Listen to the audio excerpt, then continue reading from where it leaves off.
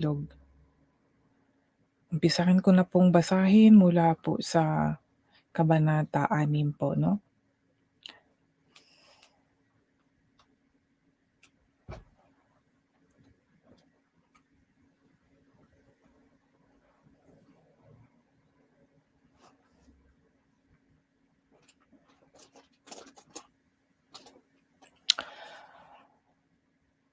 Mula una mula 1 hanggang 20.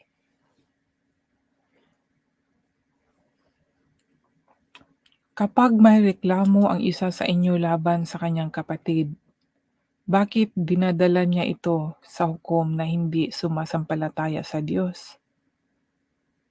Dapat dalhin niya ito sa mga sumasampalataya sa Diyos. Hindi niyo ba alam na sa mga huling araw tayong mga banal ang hahatol sa mga tao sa mundo?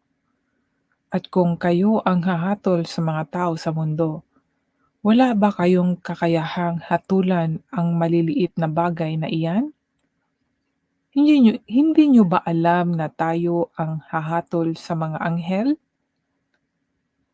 At kung kaya nating gawin ito, mas lalong kaya ninyong ayusin ang mga alitan sa buhay na ito. Kaya kung mayroon kayong mga alitan, bakit dinadala pa ninyo ito sa mga taong hindi kinikilala ng iglesia? Mahiya naman kayo. Wala na ba talagang marurunong sa inyo na may kakayahang umayos ng mga alitan ng mga mananampalataya? Ang nangyayari, nagdidemandahan ang magkakapatid sa Panginoon at sa harapan pa ng mga hindi mananampalataya. Kayo mismo ang talo sa pagkakaroon ninyo ng mga kaso laban sa isa't isa.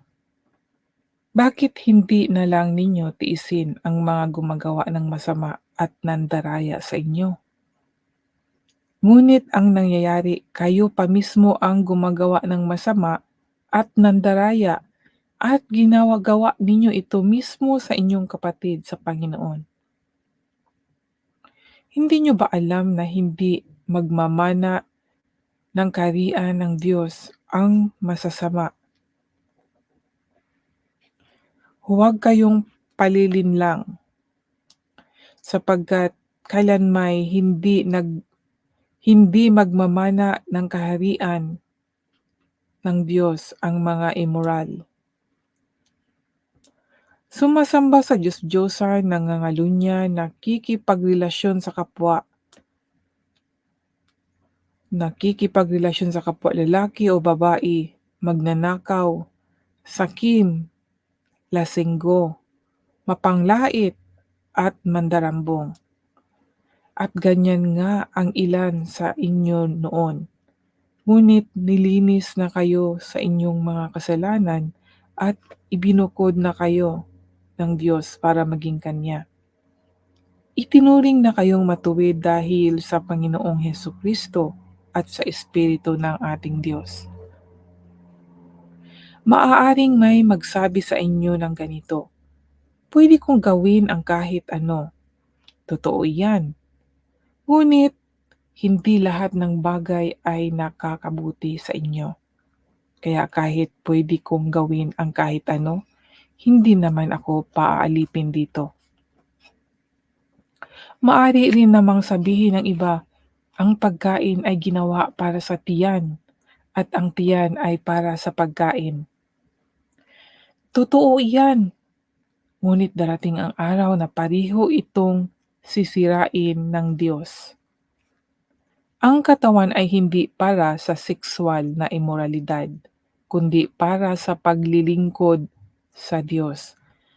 At ang Diyos ang nag-iingat nito. Ang katawan natin muling bubuhayin ng Diyos sa huling araw, tulad ng ginawa niya sa ating Panginoon. Hindi ba tayong mga mananampalataya ay bahagi ng katawan ni Kristo? Iyan ang dahilan kung bakit hindi talaga natin maaaring gamitin ang ating katawan na bahagi ng katawan ni Kristo sa pakikipagtalik sa babaeng bayaran. Hindi ba't ang nakikipagtalik sa ganoong babae ay naririnig? Hindi ba't ang pakikipagtalik sa ganoong babae ay nagiging kaisang katawan niya? Sapagkat sinasabi sa kasulatan, silang dalawa'y magiging isa. At kung nakipag-isa tayo sa Panginoong Hesukristo, kaisa niya tayo sa espiritu. Kaya lumayo kayo sa sexual na immoralidad. Ang ibang kasalanan ginagawa ng tao ay walang kinalaman sa kanyang katawan. Ngunit ang gumagawa ng sexual na immoralidad ay nagkakasala sa sarili niyang katawan. Hindi ba't ang katawan ninyo ay templo ng banal na espiritu na sa inyo at tinanggap ninyo mula sa Diyos? Kung ganoon, ang katawan ninyo'y hindi sa inyo kundi sa Diyos. Dahil tinubos kayo ng Diyos sa napakalaking halaga, kaya gamitin ninyo ang inyong katawan na sa paraang ikapupuri ng Diyos. Ang ganda po ng talata dito mga kaibigan. Sa naunawaan ko po tungkol po sa sexual na immoralidad na sa panahong ito ay ito yung masasabi ko na common sins, not common sense, common sins po. Ito po yung isa sa mga ginagamit ni Satanas para lumabag tayo sa utos ng ating Panginoon. Totoo po 'yun. Ang katawan po kasi natin ay templo ng Diyos, 'di ba? Dapat siya po yung i-welcome natin sa katawan natin. Dapat yung espiritu natin na marumi, na puno ng kasalanan ay mabago 'yun, mapalitan ng panibagong espiritu. 'Yun po yung totoong born again in spirit.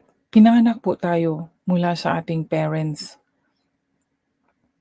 Pero kailangan din natin ipanganak muli sa espiritu. Kaya pag-aralan natin itong salita ng Diyos mga kaibigan. 'Di ba, mababasa naman natin, Satan's target is your mind and his weapon is lies. So fill your mind with God's word. Huwag po tayong matakot mga kaibigan na sabihin na sisiraan ng ulo. Ang salita ng Diyos ay para po sa ating kabutihan. Hindi po totoo yung nasisiraan ng ulo. 'Pag nagbago kasi mula sa masama, nabago ka kasi kaya sa iba, yung hindi pa pinanganak muli, spiritual blindness, ay sasabihin nilang gano'n, nasisiraan ng ulo. Pero yun pala, sila pala yung nasisiraan ng ulo.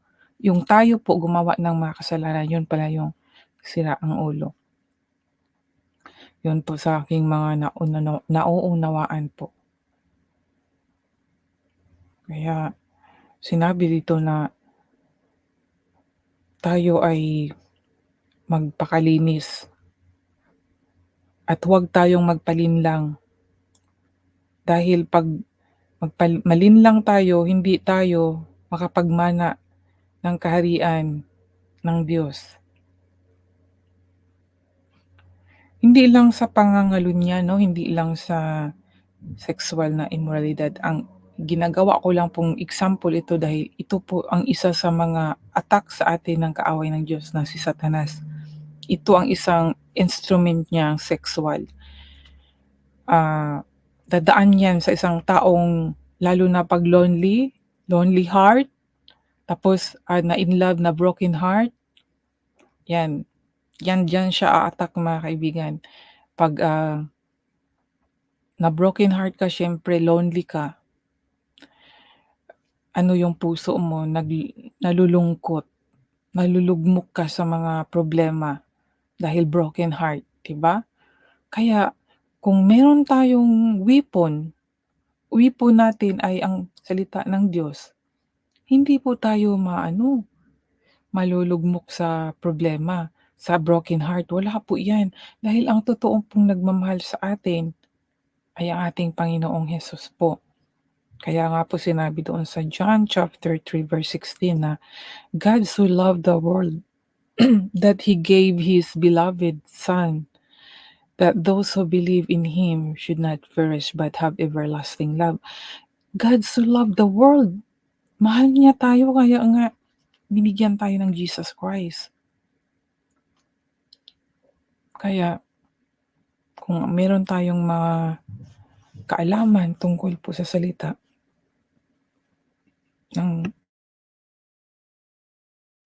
ng Diyos ay hindi po tayo madadala po sa pag-attack sa atin ng kaaway ng Diyos. Dahil mga kaibigan, totoo po ang mga ganitong may attack po talaga. Lalo na ang tao kung kulang po sa pananampalataya sa Diyos or wala talaga ang Diyos na siya ng sarili niyang kakayahan.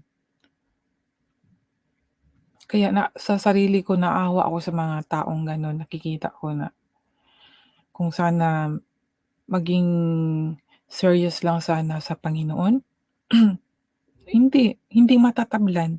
Ang problema kasi lagi yan nandiyan.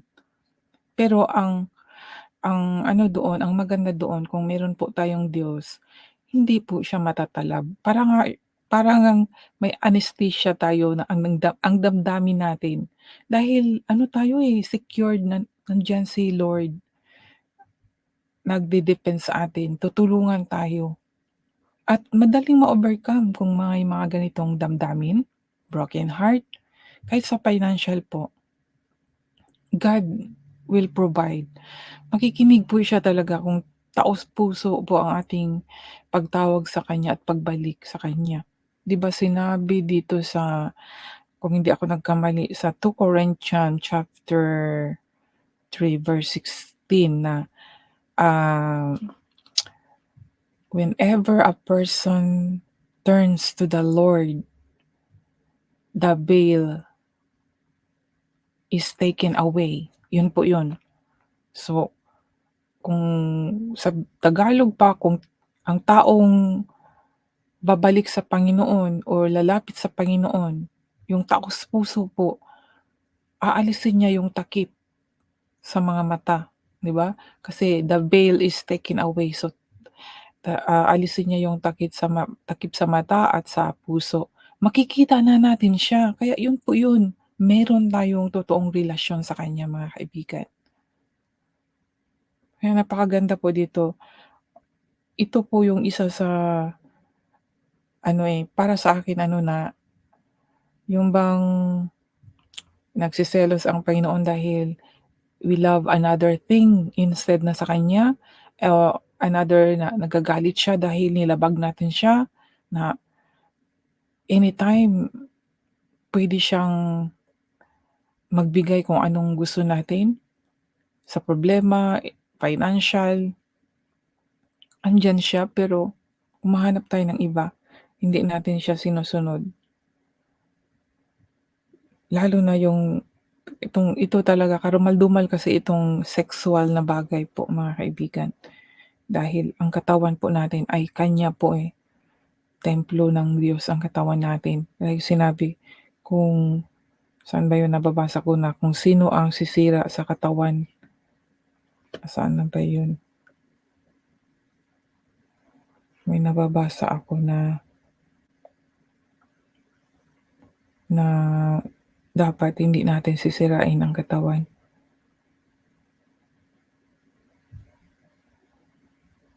Hindi ko na matandaan kung saan ko dito nabasa, pero nabasa ko po yun na na 'pag sinira natin, tayo mismo ang sumira sa ating katawan ay nagkasala tayo sa ating katawan, yun. Tayo kasi ang sumira, 'di ba? Kaya ating iwasan po mga kaibigan. At kung mahina tayo, hindi maiwasan, andiyan po yung Holy Spirit mag pumagitna, 'di ba, tutulong sa atin kaya kailangan natin ng dasal. Ang dasal po talaga, kailangan po natin ng dasal mga kaibigan at dapat tumawag po tayo ng totoong Diyos, pangalan ng Diyos po mga kaibigan.